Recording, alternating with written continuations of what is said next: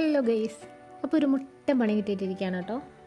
എന്താണെന്ന് വെച്ചാൽ എനിക്ക് അത്യാവശ്യമായിട്ടൊന്ന് കളമശ്ശേരി വരെ പോകണം. മഴയാണെങ്കിൽ ഞാൻ ഒട്ടും വിട്ടുവീഴ്ച ചെയ്യൂല എന്നുള്ളൊരൊറ്റ കണ്ടീഷനിൽ തകർത്ത് തിമിർത്ത് പെയ്യുകയാണ്. ഒരു രക്ഷയില്ല കേട്ടോ. എനിക്ക് കിട്ടിയ പണി എന്താണെന്ന് വെച്ച് കഴിഞ്ഞാൽ, ഞാൻ സാധാരണ എവിടെയെങ്കിലും പോകുമ്പോൾ 2 വീലറാണ് യൂസ് ചെയ്യാറുള്ളത്.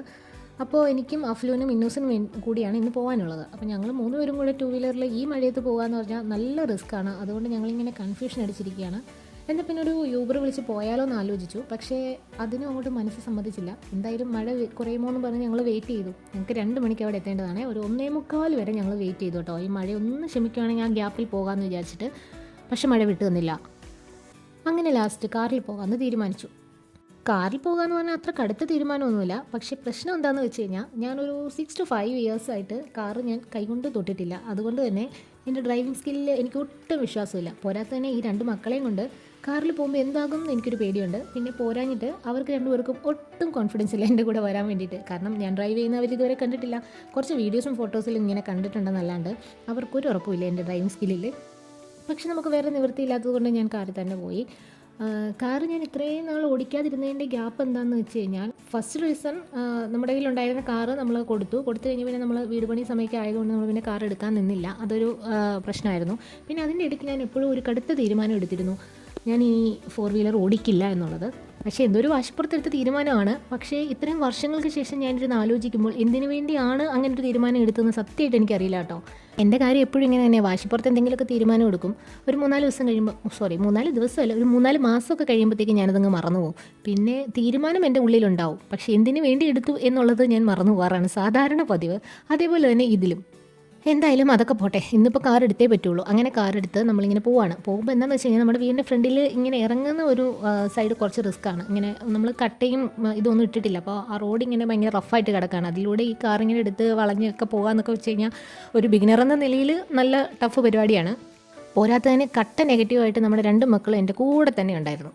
അവർ ഓരോ നെഗറ്റീവ് അടിക്കുമ്പോഴും എനിക്ക് ഒരു ഭയങ്കരമായിട്ടുള്ളൊരു പോസിറ്റീവ് എനർജി കിട്ടിക്കൊണ്ടിരുന്നു.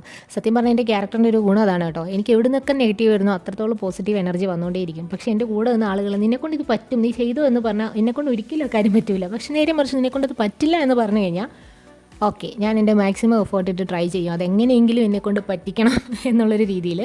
അങ്ങനെ ഞാനും പിള്ളേരും കൂടെ കാർ എടുത്തുകൊണ്ട് പോയി. വേറെ കുഴപ്പമൊന്നും ഉണ്ടായില്ല, പ്രതീക്ഷിച്ച പോലെ. നല്ല ടെൻഷൻ ഉണ്ടായിരുന്നു, കാരണം കുഞ്ഞുങ്ങൾ കൂടെ ഉള്ളതുകൊണ്ടാണ്. ഇല്ലെങ്കിൽ നമുക്കത് പ്രശ്നമൊന്നുമുള്ള കാര്യമല്ല. ഒന്നാമത് നല്ല കടുത്ത മഴ, പോകുന്ന വഴിയൊക്കെ നല്ല മഴയാണ്. മഴ ഒട്ടും വിട്ടുതരാണ്ട് പെയ്തുകൊണ്ടിരിക്കുകയാണ്. പിന്നെ മെയിൻ റോഡിലേക്ക് ഇറങ്ങുമ്പോൾ ട്രാഫിക് എന്ന് പറഞ്ഞാൽ, ഞാനോർത്ത് മഴയാകുമ്പോൾ ആരും പുറത്തിറങ്ങൂലായിരുന്നു. പക്ഷേ അങ്ങനെയൊന്നുമല്ല ഗൈസ്, എൻ്റെ പൊന്നോ, എല്ലാ വണ്ടികളും ഇപ്പം മഴ ആയതുകൊണ്ടുള്ളൊരു പ്രശ്നം എന്ന് വെച്ചാൽ, സൈഡിൽ കൂടെ നടന്നു പോകുന്നവരും കൂടെ റോഡിൽ കൂടെ നടക്കുകയാണ്. കാരണം സൈഡിലൊക്കെ ഇങ്ങനെ വെള്ളം കെട്ടി കിടക്കുന്നതുകൊണ്ട് അവർ റോഡിലേക്ക് കയറി നടക്കും. അപ്പോൾ നമുക്ക് റോഡിലൂടെ നടന്നു പോകുന്നവരെ ഒരു സൈഡിൽ കൂടെ നോക്കണം, അപ്പുറത്തൂടെ വരുന്ന കാറുകാരെ നോക്കണം. ഞാൻ ശരിക്കും കുറച്ച് കഷ്ടപ്പെട്ടു. ഡ്രൈവിംഗ് അറിയാത്തതല്ല എൻ്റെ പ്രശ്നം. ശരിക്കും പറഞ്ഞാൽ ആ ഒരു കോൺഫിഡൻസ് പോയി. കാരണം ഇത്രയും ഗ്യാപ്പ് വന്നല്ലോ. ശരിക്കും എല്ലാവരും പറയും ഈ ഡ്രൈവിങ്, നീന്തൽ, അങ്ങനെയുള്ള സ്കില്ലുകളൊക്കെ നമ്മൾ പഠിച്ചെടുത്ത് കഴിഞ്ഞാൽ പിന്നെ മറന്നു പോകില്ല എന്ന്. മറന്നിട്ടൊന്നുമില്ല, പക്ഷെ നമ്മുടെ കോൺഫിഡൻസിന് എന്തൊക്കെയോ പ്രശ്നം പറ്റി. ഇത്രയും ഗ്യാപ്പ് വന്നില്ലേ, അതുകൊണ്ട്. എന്തായാലും അവസാന നിമിഷം വന്നപ്പോൾ വേറെ ഒരു നിവൃത്തിയില്ലാണ്ട് എടുത്തുകൊണ്ടിങ്ങ് പോകുന്നതാണ്. എന്തായാലും നല്ലതായി തീരുമാനം. കാരണം വേറെ പ്രശ്നങ്ങളൊന്നും ഉണ്ടായില്ല. നമ്മുടെ ആ ഒരു പേടി, അറപ്പം ഇങ്ങനെയൊക്കെയല്ലേ മാറുള്ളൂ. അതങ്ങനെ വെച്ചുകൊണ്ടിരുന്ന് കഴിഞ്ഞാൽ നമ്മൾ മാറാൻ പറ്റില്ല. പിന്നെ കാർ ഓടിക്കില്ല എന്നുള്ള തീരുമാനം കൊണ്ട് ഇനി എനിക്ക് മുന്നോട്ട് ജീവിക്കാനും പറ്റില്ല. കാരണം മക്കൾ വലുതായപ്പോൾ 2 വീലറിൽ നിൽക്കുന്നില്ല ഞങ്ങൾക്ക്. അതുകൊണ്ട് ഞങ്ങളതും വേണ്ടാന്ന് വെക്കേണ്ടി വരും. അപ്പോൾ കാർ എടുത്തേ പറ്റുള്ളൂ. അങ്ങനെ നമ്മൾ കാറിൽ പോകാമെന്ന് വിചാരിച്ചു. അങ്ങനെ നമ്മൾ സ്ഥലത്ത് എത്തിയിരിക്കുകയാണ്. ശരിക്കും പറഞ്ഞാൽ 2 മണിക്ക് എത്തേണ്ട സ്ഥലത്ത് നമ്മൾ 2:30 കഴിഞ്ഞു എത്തിയപ്പോൾ, വന്ന കാര്യം പറഞ്ഞില്ലല്ലോ അല്ലേ. നമ്മുടെ അഫ്ലുമണി ഒരു പ്രസൻറ്റേഷൻ ചെയ്യുന്നുണ്ട്. പ്രസൻറ്റേഷൻ എന്ന് പറയുമ്പോൾ ഇൻസ്റ്റഗ്രാം റീൽ പോലെ 30 സെക്കൻഡുള്ള ഒരു വീഡിയോ, ഒരു ഓൺലൈൻ മദ്രസയ്ക്ക് വേണ്ടി അവരുടെ ഒരു ആഡ് ചെയ്യുന്നതാണ്. അപ്പോൾ അതിൻ്റെ ഷൂട്ടിന് വേണ്ടിയിട്ട് 2 മണിക്ക് എത്തണമെന്നാണ് എന്നോട് പറഞ്ഞിരുന്നത്. പക്ഷേ ഞാൻ വളരെ കൃത്യമായിട്ട് 2:30 ആയപ്പോൾ എത്തിയിട്ടുണ്ട്. വന്ന പാടെ ഞാൻ അവളുടെ ഡ്രസ്സൊക്കെ ഒന്ന് ചേഞ്ച് ചെയ്ത് കൊടുത്തു. കാരണം ഓൺലൈൻ മദ്രസയാണല്ലോ, അപ്പോൾ അവർക്ക് ഇസ്ലാമിക് ഡ്രസ്സുകളാണ് വേണ്ടത്. ആ രീതിയിൽ അവരുടെ ഡ്രസ്സൊക്കെ ഒന്ന് സെറ്റ് ചെയ്ത് കൊടുത്തു. ആ സമയം കൊണ്ട് അവർ അതിൻ്റെ ബാക്ക്ഗ്രൗണ്ടും കാര്യങ്ങളൊക്കെ ഒന്ന് സെറ്റാക്കി. പിന്നെ എന്തായാലും മഴയത്ത് കഷ്ടപ്പെട്ട് വന്നതല്ലേ, അതുകൊണ്ട് 2 ലുക്കിലുള്ള വീഡിയോസ്, 2 റീലിനുള്ള സാധനങ്ങൾ ചെയ്തിട്ടാണ് നമ്മൾ പോയത്.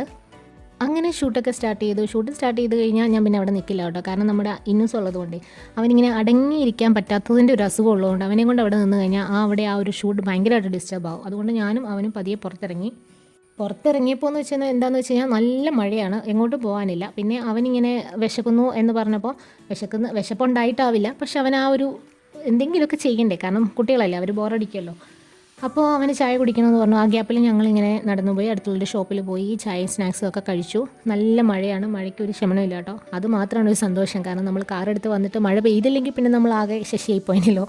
അപ്പോൾ അതുകൊണ്ട് കുഴപ്പമൊന്നുമില്ലാണ്ട് നമ്മൾ ചായയൊക്കെ കുടിച്ച് അതുവഴിയൊക്കെ ഇങ്ങനെ കറങ്ങി നടന്നു. ഷൂട്ട് എന്തായാലും പ്രതീക്ഷയിലും താമസിച്ചു. ഒരു 7 മണിയോളമായി അത് കഴിഞ്ഞപ്പോൾ. പിന്നെയുള്ളൊരു ടാസ്ക് എങ്ങനെയാണെന്ന് വെച്ച് കഴിഞ്ഞാൽ നമ്മൾ ഈ രാത്രിയിൽ ഈ കണ്ണ് കാണാത്ത ഞാൻ ഈ വണ്ടി എടുത്ത് ട്രാഫിക്കിലൂടെ എങ്ങനെ വീട്ടിൽ ഈ സാധനം എത്തിക്കുമെന്നുള്ളതായിരുന്നു. വീണ്ടും എനിക്ക് ടെൻഷൻ തുടങ്ങി. അങ്ങനെ എങ്ങനെയൊക്കെയോ ഞാനൊരു കോൺഫിഡൻസ് ഒക്കെ വീണ്ടും ബൂസ്റ്റ് ചെയ്തെടുത്തിട്ട് നമ്മൾ അവിടുന്ന് വീണ്ടും തിരിച്ചു. രാത്രിയാണെങ്കിലും എനിക്ക് സൈറ്റിങ്ങിന് പ്രശ്നം, കാരണം ഓപ്പോസിറ്റ് വരുന്ന വണ്ടിയിൽ ലൈറ്റ് അടിച്ച് കഴിയുമ്പോഴത്തേക്കും കണ്ണിന് ഒരു ബ്ലറായി പോകും. ബ്ലറല്ല, ശരിക്കും പറഞ്ഞാൽ ലൈറ്റ് ഭയങ്കര പ്രശ്നമാണ്. ഹൈ ബീമിലൊക്കെ ആരും ഒരു മയത്തിലല്ലോ ലൈറ്റ് അടിക്കുന്നത്. അപ്പോൾ അതിൻ്റെ ഒരു ഇഷ്യൂ ഉണ്ടായിരുന്നു. പിന്നെ 7 മണിയൊക്കെ കഴിയുമ്പോഴത്തേക്കും നമ്മൾ ടൗൺ ഏരിയയിലേക്ക് നല്ല ട്രാഫിക്കിൻ്റെ സമയമാണ്. ആ ഒരു സമയം ആയതുകൊണ്ടും കുറച്ച് ബുദ്ധിമുട്ടി.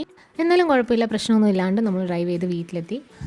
അപ്പോൾ നീണ്ട കുറച്ച് നാളത്തെ ഗ്യാപ്പിന് ശേഷം വണ്ടി എടുത്തതിൻ്റെ ആയിട്ടുള്ള കുറച്ച് പ്രശ്നങ്ങളുണ്ടായത് എന്തോ ഒഴിവായി കഴിഞ്ഞാൽ വേറെ പ്രശ്നങ്ങളൊന്നും ഇല്ലായിരുന്നു. അൽഹംദുലില്ലാ നമ്മൾ ഹാപ്പിയായി വീട്ടിലെത്തിയിട്ടുണ്ട്. അപ്പോൾ ഇത്രയേ ഉള്ളൂ. ബൈ.